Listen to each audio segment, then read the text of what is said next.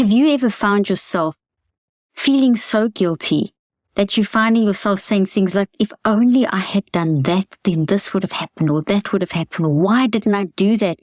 And that consuming feeling of guilt that you've done something wrong is like making you feel like you just, it's the most awful feeling. And either you just continue to feel like worse and worse, and just spiral down, or you can manage the guilt and learn something from it. And there's some really interesting research about the importance of the relationship between compassion and guilt. And when I read this research, I thought, wow, this is actually something that I need in my life and that I've used maybe without even realizing it. In fact, I know you've probably used it without even realizing it. So today I'm going to talk about the relationship, the very complex relationship between guilt and another very strong emotion, compassion, and how guilt, when it's managed, actually increases our compassion and can help us move forward in a constructive way.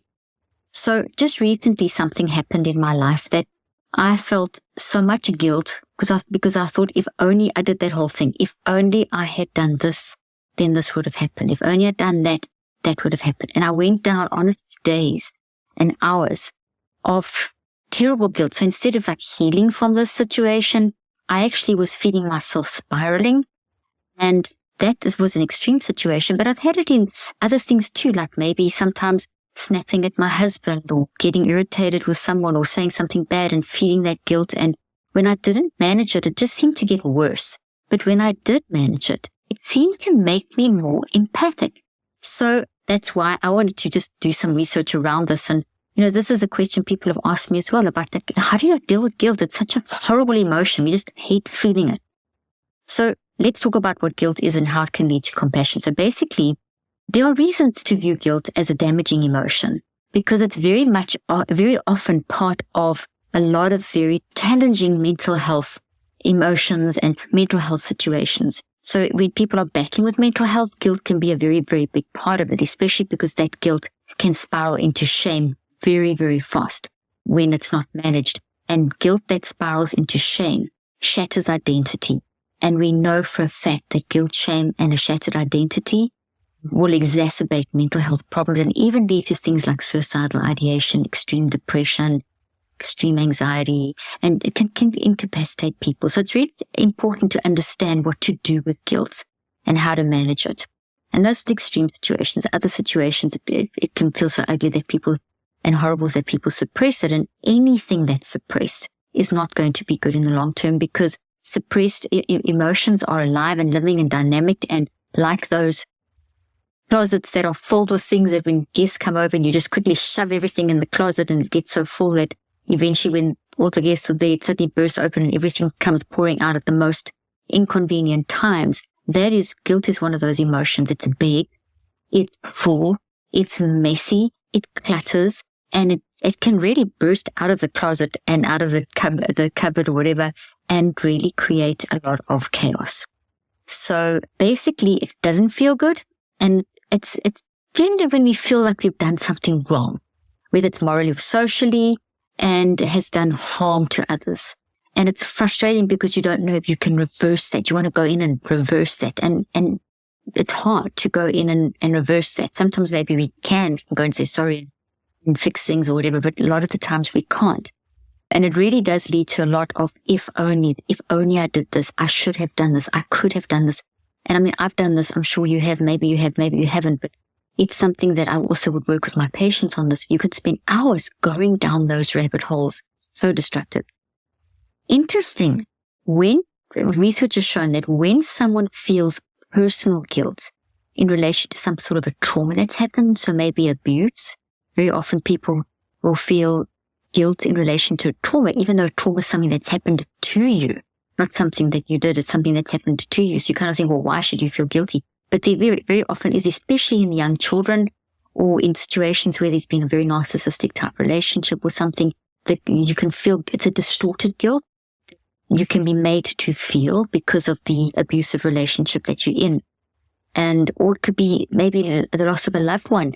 Could you have done more? There's a lot of guilt that can come around that. So interestingly, when people feel sense of personal guilt in relation to a trauma, like in relation to something like a trauma they've suffered, or such as an abuse or loss of a loved one, they're more likely to develop symptoms of post-traumatic stress if that guilt is not managed. So if you keep on going down that shame road, or that I could have done this, if only, could have, should have, and created all those scenarios, they drag you down. They become heavy. They become rushing on your chest. They can incapacitate you, affect your sleep, affect your health, affect your mental health. However, recent research has shown that when you manage guilt, whether it's the little guilt for little things and to the big guilt for big things, like I've explained with trauma such as abuse or loss of a loved one or something like that, it can have an upside, because when you manage it, it can actually increase your compassion. So managed guilt is incredible, because if you manage it, you can increase your compassion to others and to yourself, or to others or to yourself. But generally, it's going to start with, you're going to have some compassion to yourself.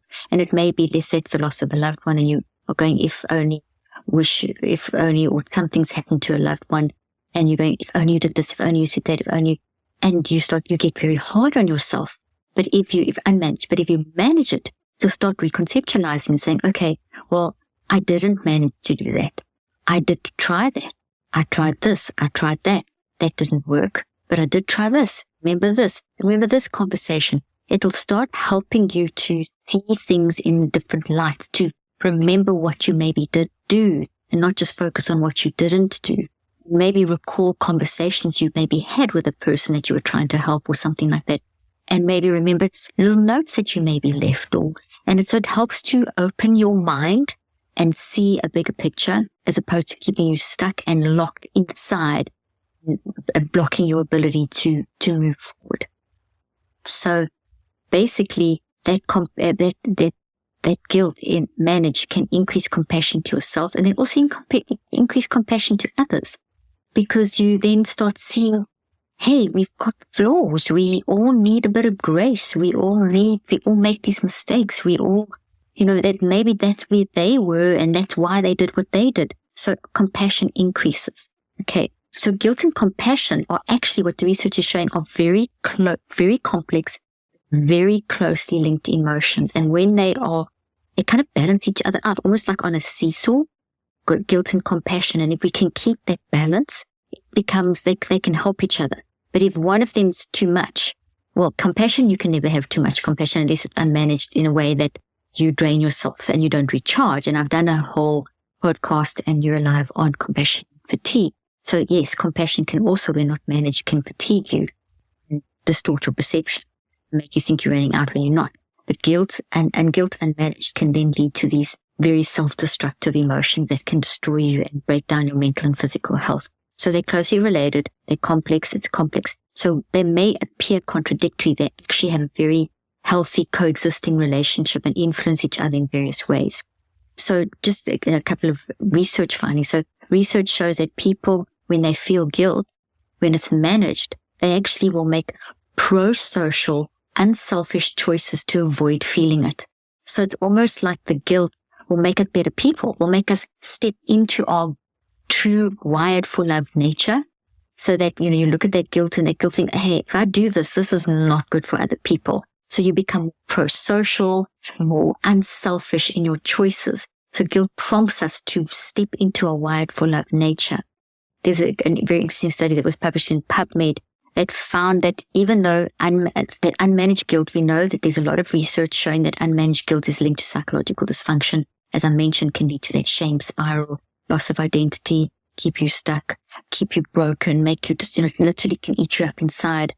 Emerging findings are suggesting that it can also act as a powerful moral force in motivating compassion. So it's similar to the previous study that said that guilt can motivate people to make better choices that are more pro-social and less selfish.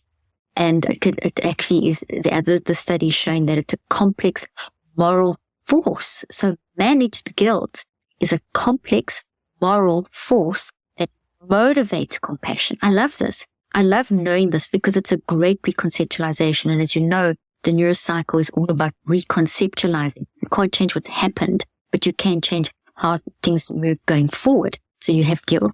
Okay, you acknowledge that guilt. You feel guilt like this, but now what am I going to do about that guilt? how can I use that to move forward? So guilt is complex. It's not simple, as we've been saying, as we know, we've experienced it.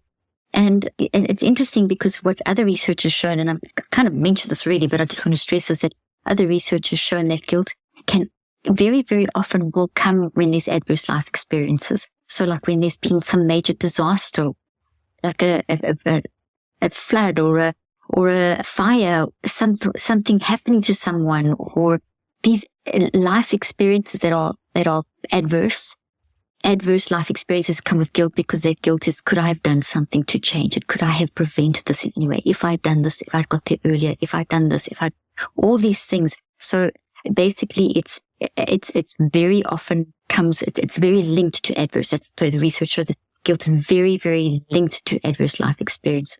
Now we don't look for those adverse life experiences, they happen. So it's kind of crazy. Why do I feel guilty? I didn't do that. But it happens. The guilt comes from, what could I have done to prevent it? Okay. So it can be useful or negative. Okay. So summarizing what I've been saying, it can be useful in that it can motivate us to make good, unselfish choices. It can motivate us to morally step into motivating compassion. It can help us really access a wide for love nature. It's useful in a way that it makes us accountable as well. It makes us accountable for our actions. Okay, guilt is saying, okay, well, I've got guilt. Why have I got guilt? What has this done to other people? What has this done to me? How has this changed me towards other people? What impact has this, why am I feeling guilty? What did I do? What did I think that impacts other people? So if we look at that guilt, if we examine that guilt, it will increase our accountability, which helps us once again to say sorry, to change, to grow, to repair relationships, to move forward, to heal. And in doing so, we're showing empathy and compassion to ourselves and to others. And it also can propel us to act. So we don't just feel it.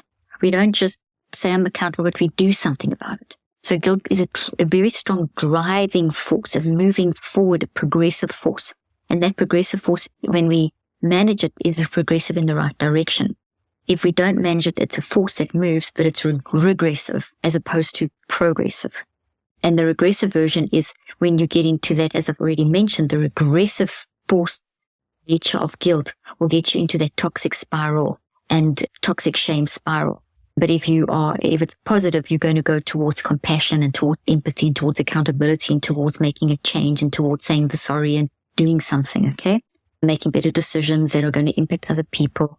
So when the toxic side attacks your worth as a being and as a human being, when our worth is attacked, when we don't feel worth it, when we don't feel like we're enough, that's when guilt is very destructive. So, and it's very rapidly progressive. So it's a force that drives either progressively or aggressively. So it is a force that we need to manage. We need to manage our guilt. When you say, I'm feeling guilty, why?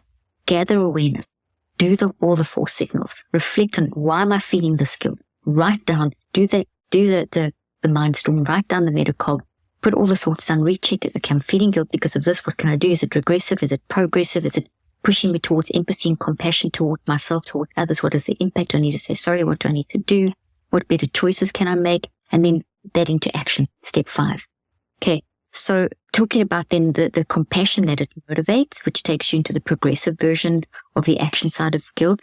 Compassion is the emotional response that we have to the suffering or distress of others. So guilt can actually increase and activate the unlimited compassion that we have. So compassion is a emotional response we have when we see other people in distress. We want to help them. So it involves compassion involves a deep sense of empathy and a desire to alleviate the distress of others. So guilt can actually increase that when it's progressive. Okay. So both guilt and compassion are rooted in empathy. So interesting. So guilt and compassion, it makes sense that compassion is rooted in empathy, but guilt is rooted in empathy as well, because guilt makes us accountable when it's progressive, moves us forward, gets us making changes, increases our level of compassion, desire to help others, etc. So guilt can actually serve, therefore, as a motivator for compassionate action. Love this. So when you have guilt, you don't have to get it crushing you. Okay, how can this motivate me to make better decisions, to have compassionate action? So when people feel guilty about their role in someone else's suffering, They may be driven to make amends to make amends, to offer support, to prevent similar situations from taking place in the future. That's the force that guilt carries. It carries as a really constructive force to make amends, to offer support, to prevent similar situations in the future. And this motivation, therefore, leads to these very strong acts of compassion, actual actions, not just I feel this, but actually doing something that does make the amends, that does prevent similar situations. It's the action. So healthy guilt that is managed in a healthy way leads to action, not just I'm sorry, but I'm sorry followed by the action. So we can actually use compassion for ourselves as a way to resolve intense feelings of guilt. And the other thing, when you have intense feelings of guilt, if there's something from an adverse circumstance and you are doing the if only, I wish I could have done this, I should have done that, and you're frantic and whatever, you can say, okay, stop. Let me use this now and do neurocycle. Let me gather awareness, the emotions, all the signals. Let me reflect. Why do I have this guilt now? Let me put all my thoughts down and let me reconceptualize. Let me recheck. I need compassion for myself. I need kindness. This is the situation. It's so traumatic. Therefore, I wanted to change it. what could I have done to prevent it? Why didn't I do that? You couldn't have done that. So you have this whole conversation with yourself, and you may need someone else. You may need a therapist. You may need a friend. You may need someone that you trust to help walk you through that recheck. So you kind of gather the first 3 steps to gather that the guilt and the impact that it's having on you. And then that recheck is talking through those things in order to help you, to be able to help you then to see it in a different way. Because sometimes the guilt can keep us a little stuck. So we need to say to ourselves, it's okay, it's okay, it's okay. Put your hands on your face, look at yourself in the mirror and say, it's okay, okay, it's okay, I love you, it's okay. And then go to someone and say, I need help. This is what I'm seeing. Can you help me see this in another way? And that's an action. There's an act of reach where you see this and you start reconceptualizing and all that. And you may feel that you just can't get all the reconceptualizations out, and you go to someone else and you talk it through and let them help you see this in a different way. So that could be your action. And then your action could also be something like, when I feel that guilt, I'm going to hang on to this particular statement or this particular conversation or this particular incident that I know shows me that I did do everything I could, or something like that. So we can be compassionate to others, but we must always remember to be compassionate to ourselves. Compassion to ourselves will activate our internal empathy and our unlimited supply of wide for love nature, and help us to start moving forward and not getting stuck. If we get stuck in guilt, the ugly side of guilt, and regress backwards, it's going to make us more difficult to be around. It's going to make us an unhappier person. It's going to lead to all kinds of other mental and physical. Remember psychoneurobiology? Don't manage our mind. We're going to affect our brain and our body. So, in conclusion, recognizing the connection between compassion and guilt can help individuals better understand and navigate their own feelings and motivation, ultimately leading to more constructive responses to situations involving suffering and the desire to make amends. Listen, I'm speaking to myself right now, and I hope this has helped you because it's helped me. See you next time.